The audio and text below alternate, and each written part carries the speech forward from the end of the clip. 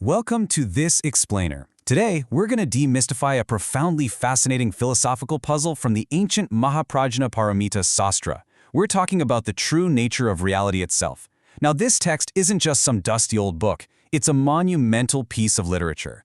A lot of people consider it the absolute towering peak of Buddhist philosophical thought, mainly because of how rigorously it just completely deconstructs the human experience.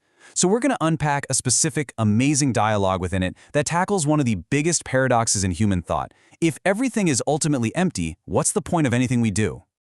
Okay, let's jump right into this by looking at a massive, totally logical contradiction posed by the disciple Subhuti. Basically, if nothing inherently matters and everything is an illusion, why on earth do our actions have consequences? I mean, Subhuti is asking a very grounded, practical question here. If the universe fundamentally has no permanent substance to it, how do we end up experiencing very real physical pains, or deep emotional joys, or the stubborn consequences of our daily lives? Why do we get trapped in these exhausting cycles of suffering? Well, the Buddha answers this by pointing out that our experience of suffering and karma is entirely driven by our own cognitive inversions and our complete ignorance of reality's true nature. He explains that we basically trick ourselves. Because we don't understand that things are fundamentally empty, we project deep meaning, strict permanence, and our own fragile egos onto the world. This is cognitive inversion.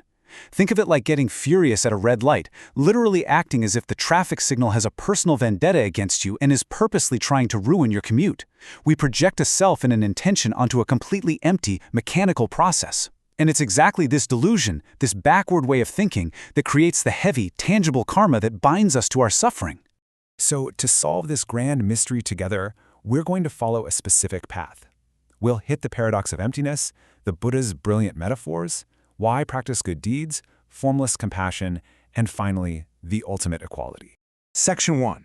The Paradox of Emptiness, Subhuti's Dilemma. Subhuti is seriously questioning how the realms of existence, the law of karma, and even the path of the bodhisattva can actually function if all phenomena fundamentally lack any inherent nature.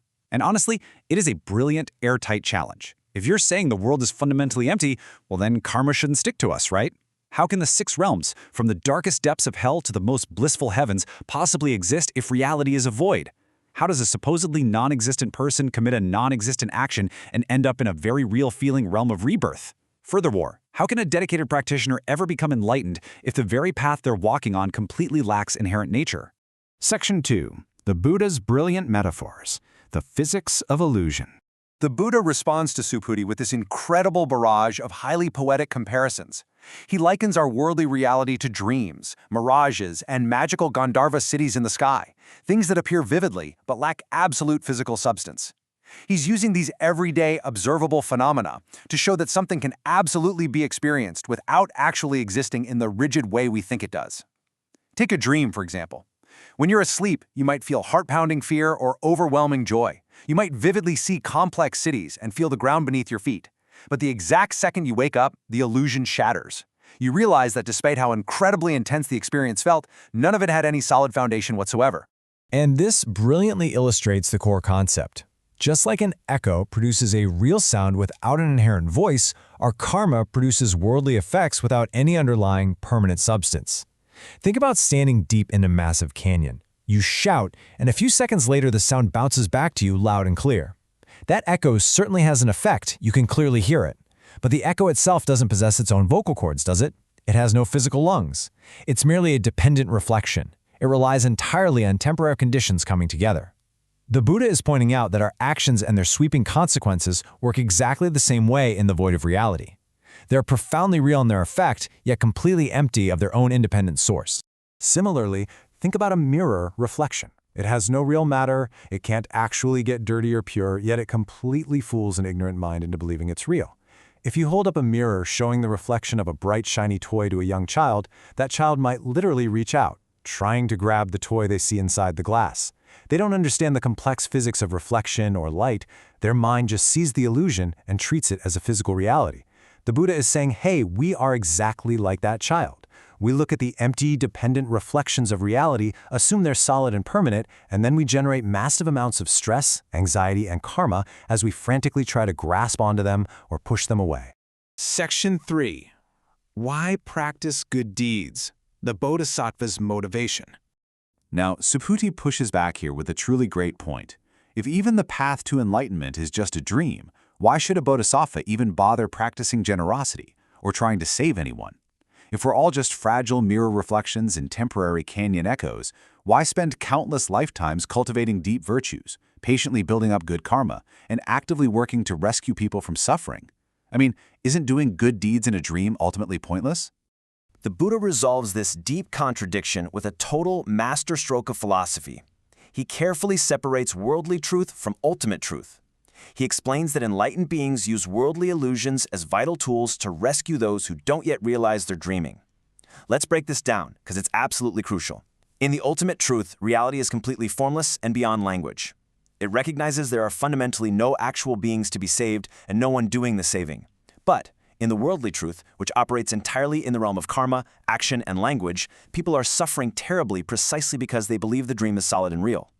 So the enlightened bodhisattva uses these dream tools, language, physical actions, the practice of good deeds, as a compassionate method to wake people up. They're essentially using the illusion to cure the illusion. Section 4. Formless compassion, the path of practice. So here we see exactly how this path builds.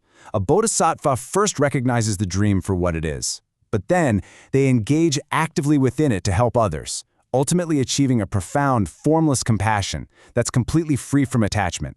They aren't practicing good deeds to boost their own ego or secure a VIP spot in some heavenly realm, because they deeply know the ego itself is an illusion.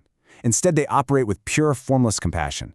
They are fully and actively immersed in helping the world, building hospitals, teaching, giving, yet they remain utterly unattached to the results.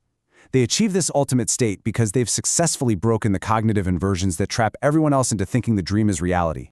Section 5. The Ultimate Equality, Synthesis of the Void. And now, the Buddha drops this absolute mind-bending truth. Ultimate equality isn't a destination you can travel to or practice, because it's the fundamental, inescapable nature of everything. Subhuti is understandably shocked by this. He essentially asks, wait, not even the Buddha can reach this equality? And the Buddha confirms it. You cannot arrive at emptiness because you are already made of it. You cannot practice to become empty. Just like a mirror reflection doesn't have to practice being a reflection. It simply is. Emptiness isn't some grand achievement, it is the ground floor of existence. Stripped of our cognitive inversions and worldly labels, there is fundamentally no difference whatsoever between an ordinary flawed person and a perfectly enlightened Buddha, in the void of ultimate emptiness. This is the radical, empowering, and, let's be honest, kind of terrifying truth of the Mahaprajna Paramita Quastra. The absolute only distinction between a confused, suffering person and a deeply enlightened sage is the mere presence of delusion. Once that delusion is dropped, the underlying fabric of existence, the absolute emptiness, is entirely equal across the board. We all share the exact same ultimate nature. Which leaves us with this final, truly provocative thought to take away from our explainer today. Once you realize the world is an illusion, how will you choose to act inside the dream? Are you going to continue to chase after echoes and frantically grasp at mirror reflections, generating endless anxiety and suffering for yourself and everyone around you? Or will you, like the Bodhisattva, clearly recognize the illusion, drop the heavy attachments, and use your limited time in this dream to compassionately help others wake up? The reality may be completely empty, but your choice of how to navigate it changes absolutely everything.